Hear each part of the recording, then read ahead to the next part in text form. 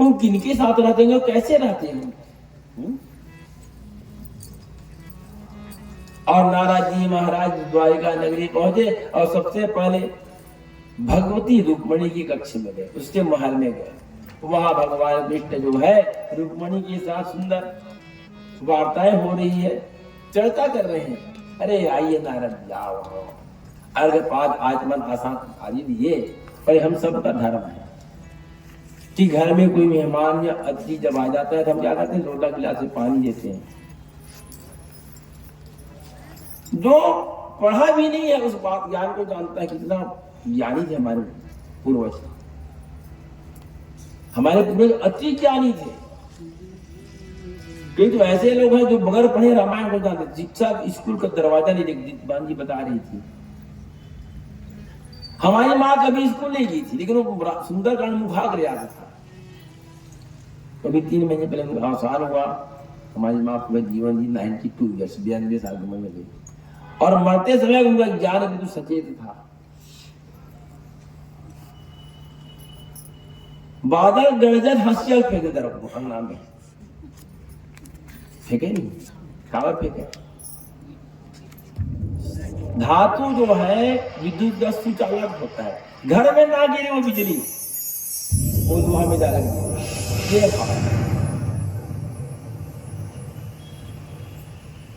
तो नारद जी जैसे कि अर्घपाद आचमन, मैंने मेहमान आज भैया हाथ पे धुलवाइए, उनका जल पिलाइए। अरे आइए आइए, बस स्वागत सत्कार, कहाँ से आ रहे हैं? बस प्रभु मेरा काम घूमना है। कुशल क्षेम पूछे। दूसरा कक्ष में गए, भगवती जामवती के साथ वहां भोजन कर रहे हैं। अब इनको ब्रह्म जामवती साहब वहां भी भगवान, अरे अरे नारद जी आइए आइए, कहां से आज बैठे भोजन पाओ। नारद बोले वहां तो देख रहा हूँ यहाँ भगवान ने स्वागत कर रहे हैं। आगे फिर गए तो वहां जो है भगवान ये संध्या पूजन कर रहे थे, ध्यान कर रहे थे। देखिए परमात्मा को क्या ध्यान की आवश्यकता है, हम उनका ध्यान करते हैं। लेकिन परमात्मा कृष्ण यह कहते द्वारिकाधीश कि अरे जीव तू ध्यान कर उस शक्ति का, जिस शक्ति से संसार बसा हुआ, जिस शक्ति में मैं रहता हूं, उसका तू ध्यान कर। भगवान को कर्म करने की आवश्यकता नहीं, हम कर्म से बनेंगे, लेकिन ईश्वर नहीं बना हुआ है। आगे गए तो वहां भगवान जो है उद्धव जी महाराज यहाँ चौसर खेल रहे थे, पाशा। अरे आइए आइए नारद जी, कहीं गए भगवान ध्यान कर रहे हैं कि भगवान जो है अपने घोड़े को संवार रहे हैं, कि अपने बच्चों नाती पोते को बढ़िया भगवान दुलार रहे हैं। पूरा घूमते घूमते संध्या काल हो गई, लेकिन हर पक्ष में भगवान, हर स्थान में भगवान। भगवान एक ही है ना, ईश्वर एक ही है ना, सब घर भाभी नहीं। तो भगवान एक है तो सबके घर में कैसे व्यापक है? ईश्वर एक नहीं, ईश्वर एक है तो उनके अनेक स्वरूप हैं। हम सब क्या है? ईश्वर अंश जीव अविनाशी। हम सब के अंदर ईश्वर है। एक दीपक के अनंत लौ हो जाता है, उसी प्रकार एक परमात्मा की अनंत आत्मा हो जाती है, और आत्मा एक समय के बाद जो है इस शरीर को जाकर परम तत्व में मिल जाता है सदा काल के लिए। नारद जी के दिन जो है भगवान के दिनचर्या देखे, उनका मोह भंग हो गया, और इस प्रकार जो है अब भगवान द्वारिका नगर में, और उस समय उनका भक्त इंद्रप्रस्थ से संदेश आ गया कि वहां पर जो है राजसूय यज्ञ होने वाला है। आइए भगवान, पांचों पांडव धर्मराज युधिष्ठिर, अर्जुन, भीम, नकुल, सहदेव, द्रौपदी, इनके द्वारा वहां एक यज्ञ हुआ, राजसूय यज्ञ। और उस यज्ञ के लिए एक महल बनाया गया, नगर बनाया गया, नाम है इंद्रप्रस्थ। और आज भी दिल्ली में इंद्रप्रस्थ है नहीं इंद्रप्रस्थ है। अब विचार करो भाई, हम किसकी जो जिस इंद्रप्रस्थ में भगवान कृष्ण स्वयं आए थे, आज वह खंडहर हो गया है। कभी दिल्ली जाकर देखना इंद्रप्रस्थ, तो हम जो बनाए वो बचेगा। एक केवल जो है यहाँ पर हम केवल जो है एक जनवासा है, धर्मशाला है हम सबके लिए। कोई 50 साल, कोई 60 साल, कोई 80 साल के लिए आया है। तो भगवान इंद्रप्रस्थ गए। भगवान एक जगह ठहरने वाले नहीं है। जहां जहां उनका भक्त पांचों पांडव बुलाए, द्रौपदी बुलाई। द्रौपदी कौन है? साक्षात जगदम्बा काली है। और आप सब जो बैठी हो कौन है? हैं? हमने कथा में बताया था ना, बहन जी बिटिया। हाँ?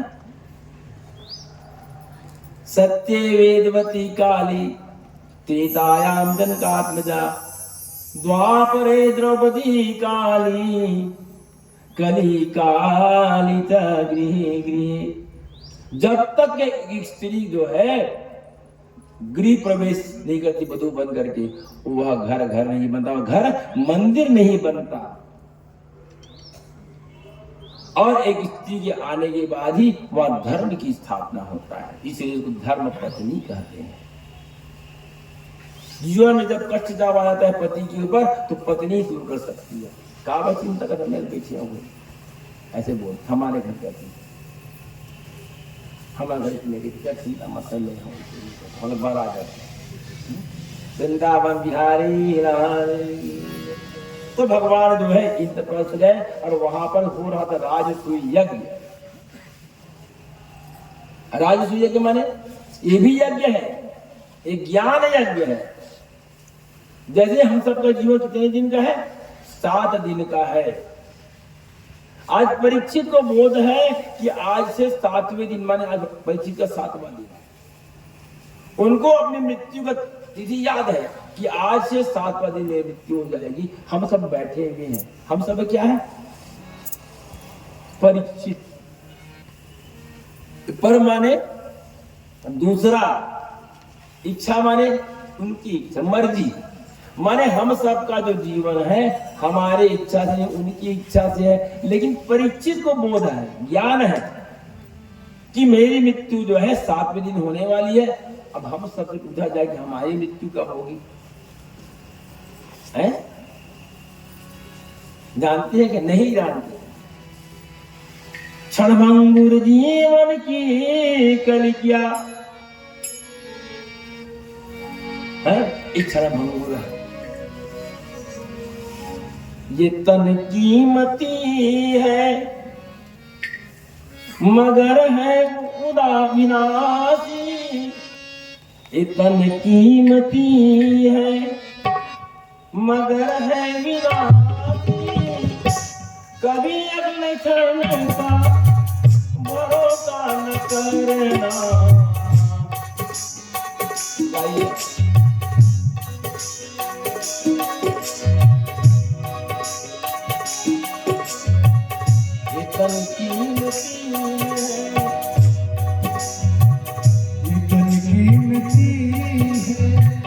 मगर है विनाशी।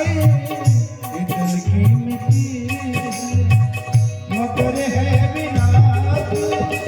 कभी अगले क्षण की भरोसे न रहना। कभी अगले क्षण के भरोसे न रहना। कल क्या होगा, अब क्या होगा हम नहीं जानते। इसलिए हमें जानना है जो मिला वो निकली जाएगी छोड़ काया तो पल में। काया तो पल में निकल जाएगी छोड़ काया तो पल में। काया तो पल में जरा बात धन में। जरा बात धन में भरोसे न रहना। भरोसे न रहना। कभी अगले क्षण के भरोसे न रहना। कभी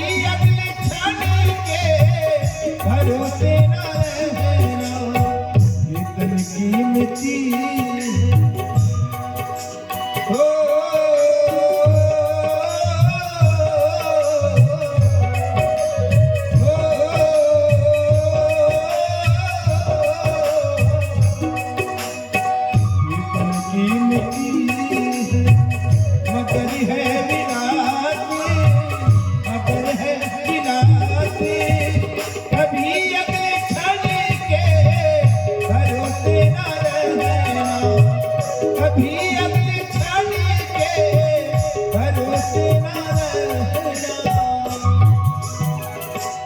प्रेम द्वारिकाधीश भगवान की जय। भगवान जहां जहां भक्त वहां वहां भगवान, जहां जहां हमारी निष्ठा वहां वहां भगवान। इसलिए यह भी क्या है, एक यज्ञ है, एक ज्ञान यज्ञ है। जब ज्ञान जगेगा तो ऐसी वैराग्य आ जाएगा, है ना। इस शरीर में ज्ञान है, बुद्धि है, विवेक है, संसार में कुछ भी नहीं है। अब ये बताओ कि माइक अपने आप में कारगर है क्या माइक ऑटोमेटिक बना के पैदा हुआ है?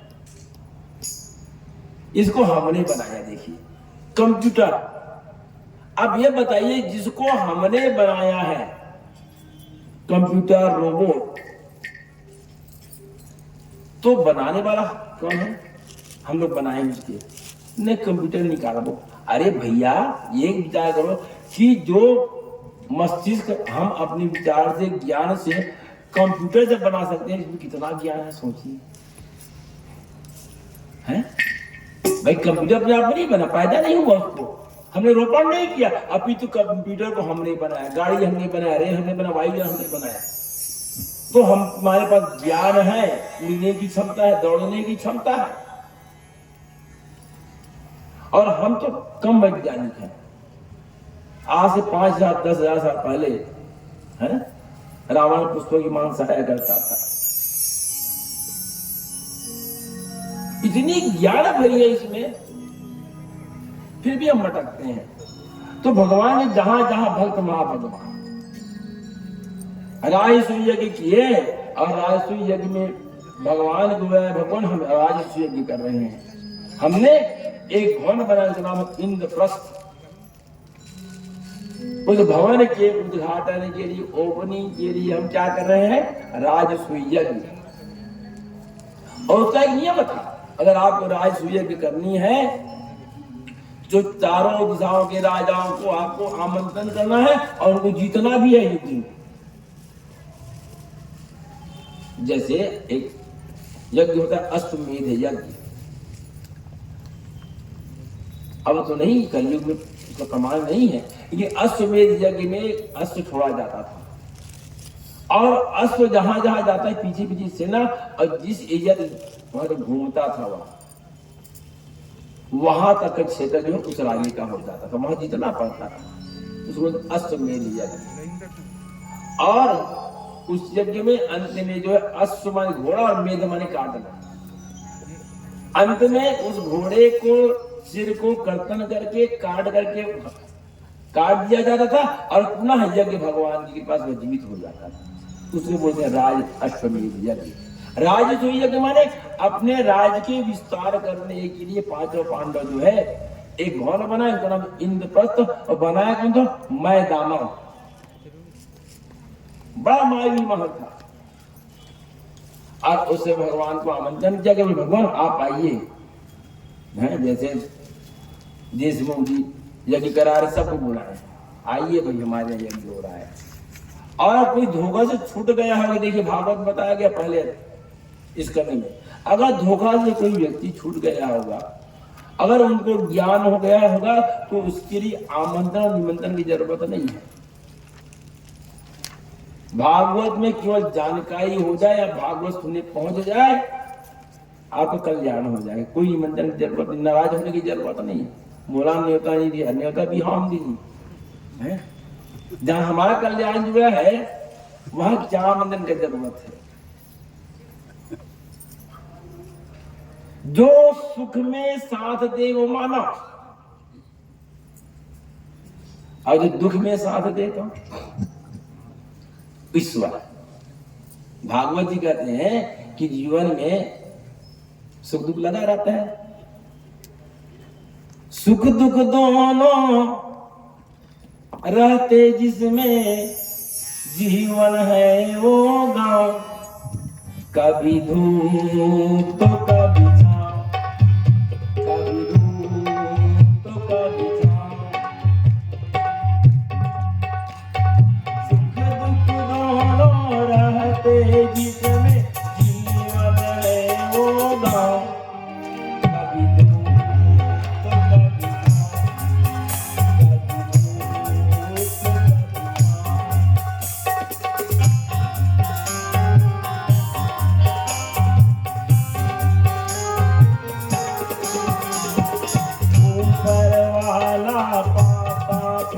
के नीचे चलते दाम। ऊपर वाला पासा फेंके नीचे चलते दाम। कभी धूम तो कभी धाम, कभी धूम तो कभी धाम।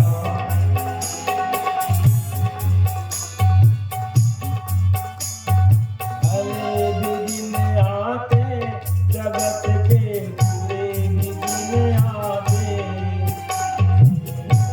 दिन आते बुरे दिन आते। कड़वे मीठे फल कर्म के हमें सभी पाते।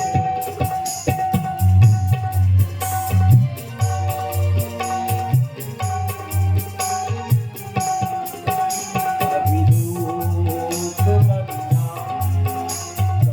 धूप कभी छाँव। तो यह सुख दुख जो है जीवन का जो है जीना रहा है।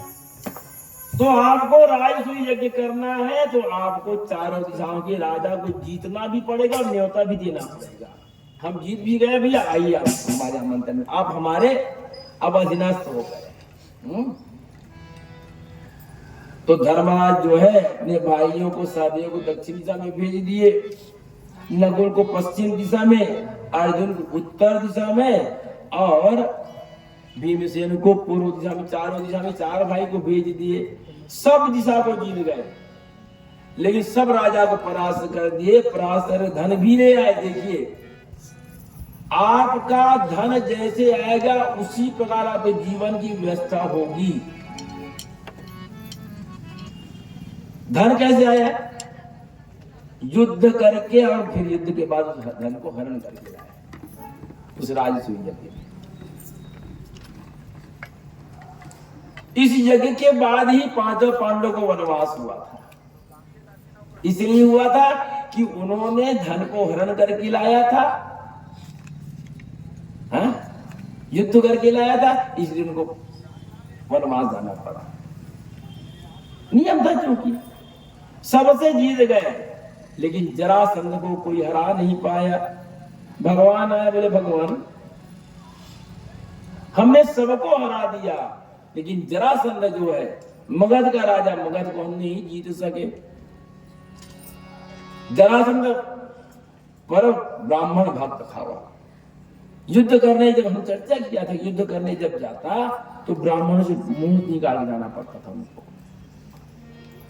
और 17वां बार जब 17 बार हार गया, मथुरा में जब आक्रमण किया तो 18वां बार ब्राह्मणों से बोले देखो भाई, अगर हार गए तुमको सबको मार डालूंगा।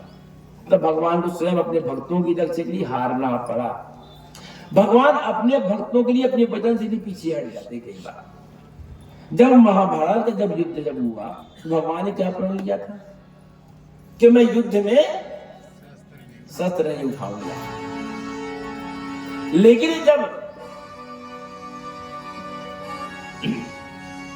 भीष्म पिता का मां के बाण से अर्जुन जब घायल जब हुए, भगवान जो है रथ के पहिया को उठाकर खड़े हो गए। बोले प्रभु, अगर मैंने शपथ लिया था, बोले अगर आपने शपथ लिया था कि मैं उस युद्ध में शस्त्र नहीं उठाऊंगा, तो अगर मैंने भी शपथ लिया था, अगर मैं आप प्रेम, मेरा अनुराग, मेरी भक्ति अगर आपकी चरण में हो तो मैं आपको उस युद्ध में शस्त्र उठाकर दिखाऊंगा। ये भीष्म कुछ बोले भगवान ये बात बताओ कि आप झूठे हो, आपने अपनी प्रतिज्ञा तोड़ी।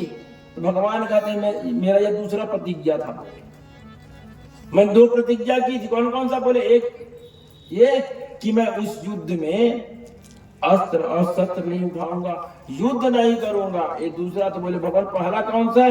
पहले यह है कि मैं अपने भक्तों की वचन की रक्षा करूंगा। तो मैंने वचन की रक्षा भी किया उनके, मेरे भक्त कभी पिता। तो सबको जीत गए, जरासंध नहीं हारा। अब क्या करना चाहिए, कैसे करना चाहिए? भगवान आए, बोले भगवान हम उससे तो जीत नहीं सकते। ब्राह्मण भक्त जरूर है, लेकिन वह दुष्ट भी है। बोले भगवान की चिंता की बात नहीं। तो एक दिन प्रातः काल के समय भगवान कृष्ण, भीम और अर्जुन तीनों ब्राह्मण बनाकर उस दरवाजे पर पहुंच गए। भिक्षाम देहि, भिक्षाम देहि। और उस समय जरासंध जो है संध्या पूजा कर रहा था। संध्या पूजा करके उठा, बोले दरवाजे पर कोई याचक आया है। जरासंध बोले दरवाजे पर याचक? प्रातः काल दरवाजे पर निकले अपने महल से। बोले क्या चाहते हो भाई? धन दौलत संपत्ति? बोले कुछ नहीं, हम आपसे दान में युद्ध करना चाहते हैं। आप हमको यह वरदान दो, यह दान दो कि हम आपसे युद्ध करें। जरासंध ने विचार किया और बड़ा गौर से देखा कि मैं बड़ा पराक्रमी हूं, मुझको कोई हरा नहीं सकता। जी है कौन? भगवान को देखकर समझ के बोले कन्हैया, बड़ा गौर से देखिए, हम सबको बदल सकते हैं, मनुष्य की आंख को नहीं बदल सकते हैं? हम आंख से पहचाने कि इसका आंख ऐसा है करके। ये दीदी है ना, आखिर के ऊपर आखिर ऐसे, जबकि सब आंख का एक ही है ना। लेकिन आंख को देख बोले अरे कन्हैया मैं आपसे युद्ध नहीं करूं, क्योंकि आप तो हार चुके हैं मेरे से, आप मैंने छोड़ो बोले। अब बोले ये अर्जुन ब्रिहनल्ला, इससे भी युद्ध नहीं करूंगा बोले। हाँ ये ठीक ठाक है भीम। जरासंध के पास 1000 हाथी का बल था, 10,000 हाथी का बल। जरासंध के पास 10,000 हाथी का बल और 10,000 हाथी का बल भीम के पास भी था। बोले हाँ ये ठीक दिख रहा है, उससे युद्ध करूंगा। अब वहां मल्ल युद्ध हुआ और धर्म युद्ध भी था।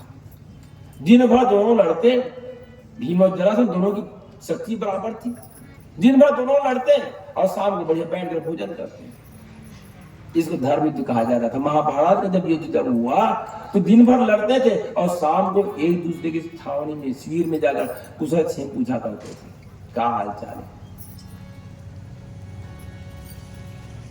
कैसे हो तुम, ये पूछा करते थे। तो दिन भर युद्ध करते दोनों, भीम और जरासंध, और रात में बैठकर भोजन करते, चर्चा करते। आज बहुत पटके से, आज बहुत तकलीफ होती, रहो का कर्म करे ऐसे, बढ़िया एक दूसरे बढ़िया मलहम पट्टी किया करते थे। फिर प्रातः में फिर युद्ध चालू। 27 दिन हो गया युद्ध करते करते, जरासंध परास्त नहीं हुआ।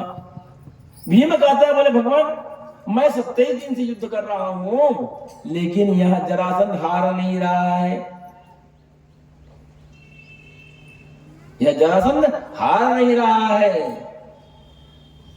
सुखदेव भगवान कहते जरासंध को हरा सकती है कोई क्या? जरा माने रोग और संधि माने जोग।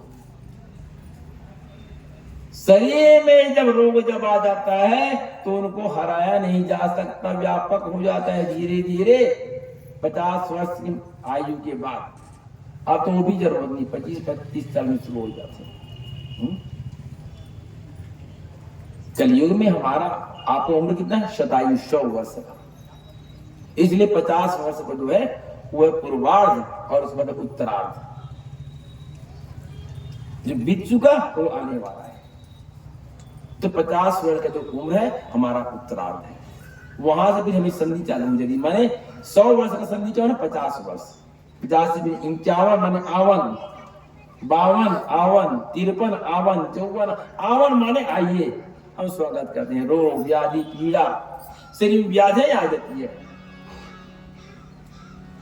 भगवान बोले इसको हराया नहीं जा सकता, क्योंकि इस जरा मन के शरीर जुड़ा हुआ है।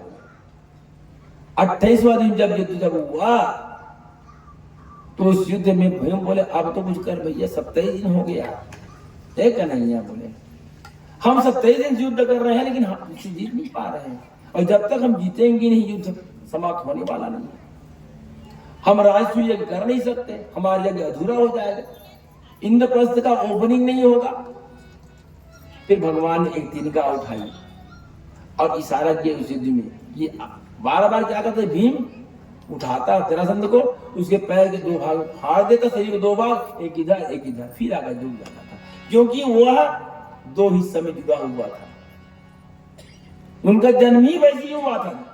दो भाग में।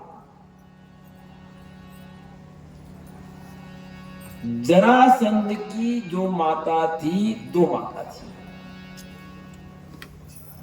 और एक एक माता के गर्भ से आधा आधा संतान जन्म हुआ था, तो उसको फेंक दिया गया था एक वृक्ष के नीचे। उसको जरा नामक जो राक्षसी उनको जोड़ी थी, इसलिए बोले उनको 12 सीधा करोगे तो जोड़ने वाला नहीं। बोले भगवान इशारा की उसको उठाइए, शरीर को दो भाग में करो और उल्टा फेंको। भगवान इशारा किए और उसके बाद उल्टा फेंकने के बाद जो है जरासंध मारा गया। और तब वहां से इतना धन दौलत सबको लेकर आए। तो उनका एक सुंदर मुकुट था। उनका पुत्र का नाम था सहदेव। जरासंध का एक पुत्र सहदेव और एक सहदेव भगवान, ये जो है यहाँ नकुल सहदेव, पांचों पांडव भाई में से। सहदेव बोले भीम एक काम करो भैया, यह मेरे पिता का निशानी, इनको छोड़ दो। भीमसेन ले आया था और उसी मुकुट को पहन करके परीक्षित जो है वन को गया था, क्योंकि वो अधर्म पुरुष का मुकुट था। इसलिए कलयुग कहां बोले थे हम लोग, अधर्म का सोना, पाप का सोना, स्त्री कीड़ा, मद्यपान, जुआ और हिंसा, वो अधर्म का सोना था। जो आप पहने वो अधर्म का नहीं है। जो सोना चोरी करके, अपराध करके, हरण करके लाया जाता है, उसमें कलयुग होता है। जहां शराब पिया जाता है, मद्यालय में कलयुग होता है। जहां पर स्त्री प्रसंग होता है वहां कलयुग होता है। जहां पर जुआ खेला जाता है वहां पर होता है कलयुग। और जहां पर जो है हिंसा होती, हत्या होती, वहां पर कलयुग होता है, यहाँ नहीं होता। युग दोषी थोड़ी है। कलयुग आगे है तो कलयुग हमारे पटका तक मारा थे। युग हमको थोड़ी मारता है, हमारा पाप हमको मारता है। हमारा पाप बार बार हमको परेशान करता है। भीम उस मूढ़ संपत्ति को लाया और उसके बाद जरासंध का जो बंदी गृह था, वहां जो है बहुत सारे महात्मा, साधु, राजा सब बंदी, सबको मुक्ति किए। सब बंदी गृह राजाओं को मुक्ति किया गया। और फिर जो इंद्रप्रस्थ में अब राजसूय यज्ञ होना है, तो यज्ञ में सबसे पहले पूजा किसकी होनी चाहिए? बोले पांचों पांडव है, शिशुपाल है, दंतवक्र है, दुर्योधन है। तो बोले सबसे पहले किसकी पूजा होनी चाहिए? तो धर्मराज बोले भैया इंद्रप्रस्थ हमारा है और हमारे आराध्य भगवान कृष्ण है। हमारे आराध्य भगवान कृष्ण है, उनकी पहले पूजा करेंगे। तो वहां पर शिशुपाल जो था, हमने कई चर्चा किया था कथा में, शिशुपाल जिनका ब्याह रुक्मणी से तय हुआ था और भगवान ने रुक्मणी को हरण कर लिए थे। कल की बात है, कल ही कथा सुंदर। तो शिशुपाल को भगवान से बड़ा बैर हो गया। तो शिशुपाल बोले इनकी पहली पूजा, जो इतिहरण किया है, जो चोरी करता है, भगवान उसकी वाणी को सुनकर धर्मराज, नकुल, सहदेव, भीम बोले भगवान हम इसको मार डालेंगे। रुको बोले ये मेरा ही भाई है। बोले शिशुपाल जो है भगवान कृष्ण के बुआ का लड़का था शिशुपाल। और भगवान के लिए सब बराबर, भाई मृत्यु के लिए सब बराबर है कि नहीं? धर्म के लिए सब बराबर है कि नहीं? भगवान सबके लिए बराबर है कि नहीं है? बोले मेरे को छोटा बड़ा परिवार नहीं चलता। बोले शिशुपाल भगवान को गाली देने लगे। भगवान बोले कि मैं तुम्हारा 100 अपराध माफ करता हूँ, 100 अपराध माफ करता हूँ। अगर 100 से ऊपर हुआ तो तुम्हारा अंत निश्चित है। शिशुपाल भगवान को गाली देने लगे। भगवान काउंटिंग करने गिनने लगे, 1 2 3 4 5 6 99 हो गया। भगवान बोले शिशुपाल अब तुम वाणी को बंद कर लो। अगर तुमने एक भी गाली दिया तो तुम्हारा अंत तय है। शिशुपाल जो है नहीं माना और भगवान को पूरा 100 गाली दे दिया और उसके मसूदा भगवान के हाथ में आ गए। और उस चक्र के द्वारा जो है शिशुपाल का भगवान जो वध कर देते हैं। और शिशुपाल कौन है? मैं कथा में पहले ही बताया था कि शनकादि कुमार जो है जय और विजय को साथ दिए भगवान के पार्षद कि तुमने भक्त और भगवान के बीच में मिलने से अवरोध किया है, इसलिए तुम दैत्य के समान हो। याद है ना? तो पहले जन्म में हिरण्याकश्यप किसी जीव के साथ सुना, हमने सुना। फिर रावण और कुंभकर्ण त्रेता में, और द्वापर में शिशुपाल और दंतवक्र। जैसी उनका सिर धड़ से अलग हुआ, एक दिव्य ज्योति, एक प्रकाश निकला, और वह प्रकाश में भगवान कृष्ण में समाहित हो गया। वृंदावन बिहारी लाल की जय, द्वारिकाधीश भगवान की जय। इस प्रकार शिशुपाल को मुक्ति की परम गति की प्राप्ति हुई। अब यहाँ पर जो है, अब काम बांटा गया, कौन कौन सा काम करेगा। दुर्योधन बड़ा लोभी था, भगवान जानते बड़ा लोभी है, लेकिन उसके हाथ में लक्ष्मी का रेखा था। एक हाथ में लक्ष्मी रेखा होती है, उसको बोलते हैं मत्स्य रेखा। मछली की समान के हाथ में अगर रेखा हो जाए, घर में जा देखना काका हाथ में मछली की रेखा है। और पढ़ा जिनके हाथ में लक्ष्मी की रेखा होती है, यहाँ से भाग्य रेखा निकलता है, मणिबंध से एक रेखा निकलती है, नाम मणि भाग्य रेखा। अगर वह भाग्य रेखा जो है मस्तिष्क रेखा और हृदय रेखा को क्रॉस करते हुए अगर शनि पर्वत पर आ जाए या गुरु पर्वत पर आ जाए, तो ऐसा व्यक्ति जो है ऐश्वर्य से परिपूर्ण रहता है। और बहुत सारी बातें हैं, तो विचार है। तो दुर्योधन के हाथ में लक्ष्मी का रेखा था। भगवान जानते थे बड़ा लोभी है, इनको धन को लोभ है इनको। तो बोले एक काम करो भैया दुर्योधन, तुम जो है इस जगह के कोषाध्यक्ष बन जाओ। भगवान से अर्जुन बोले भगवान इस दुर्योधन को आपने कोषाध्यक्ष बनाया तो चिंता मत कर। बोले इनके हाथ में लक्ष्मी की रेखा, जितना दान करेगा उससे डबल दान कोष में आ जाएगा। ये धन की महिमा है। धन का ऐसे जगह दान करो जहां उस दान का जो उपभोग हो, तो आपके पास जो है दुगना धन आ जाएगा। लक्ष्मी क्या है? माया है, और माया के बांध कर रहोगे तो आपका धन कम होने वाला है। लक्ष्मी माया, माया घूमती रहती है। जैसे आज कोई वस्तु आप लेना चाहते हो, उसकी कीमत 100 रुपया है और आपके जेब में 100 रुपया है। नहीं, महंगा है, बाद में ले लो। आप 100 रुपये को बताकर रख लीजिए, और हफ्ता दिन, महीना दिन, साल भर बाद रहेंगे तो उसका वस्तु मूल्य क्या हो गया? बढ़ गया। बढ़ेगा ना, बढ़ता ही है। तो आपके पैसे क्या हो गया? अमूल्यन हो गया। आप अपने धन को जहां आवश्यक है वहां लगाइए, वह धन जो है आपके पास डबल होकर आ, गारंटी बात कर रहा हूं। लेकिन सही जगह लगाओगे, जुआ में नहीं, जोत में नहीं, स्त्री प्रसंग में नहीं, हिंसा में नहीं। जीवन में आदमी को मित्र वही होना चाहिए। धन है तो उनका उपभोग अच्छे कर्मों की लगाओ, वह धन आपके पास निश्चित तौर पे डबल होकर आएगा, दुगुना होकर आएगा। बोले चिंता मत करो। बोले अर्जुन इसके हाथ में लक्ष्मी की रेखा है, लेकिन मूर्ख है वो धन के लोग में। जितना दान करता दुर्योधन है उतना ही धन उनके पास वापस आ जाता, डबल होकर उसको उसमें। सबको काम बांटा गया। अर्जुन से बोले अर्जुन जितने मेहमान आएंगे सबको जो है तुम स्वागत करना, दरवाजे पर खड़े रहना। जितनी राजा महाराजा ब्राह्मण याज्ञिक सब स्वागत करना। यज्ञ हो रहा है ना, सबका काम बटा हुआ है। जितना फल आपको मिल रहा है जी, उतना ही फल इस भागवत में जो मन वचन और कर्म से आपको सहयोग कर रहे हैं, चाहे भोजन बना रहे हो तो, चाहे स्वागत कर रहे हो तो, चाहे पत्थर उठा रहे हो तो, इस यज्ञ से संबंधित कोई भी काम आपके इस यज्ञ में कर रहा है तो उसको इस यज्ञ का पूरा फल मिलने वाला है। पक्की बात मान ली करनी, आपको मिलेगा ही मिलेगा।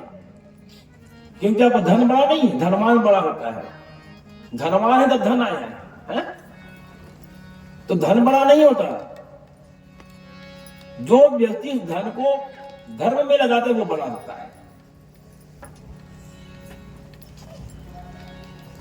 तो उन सब काम बांटा गया। बोले भैया अर्जुन जितने अतिथि मेहमान आएंगे सबका स्वागत करना, सहदेव तुम पत्थर उठाना, सबका काम बता गया। भगवान से बोले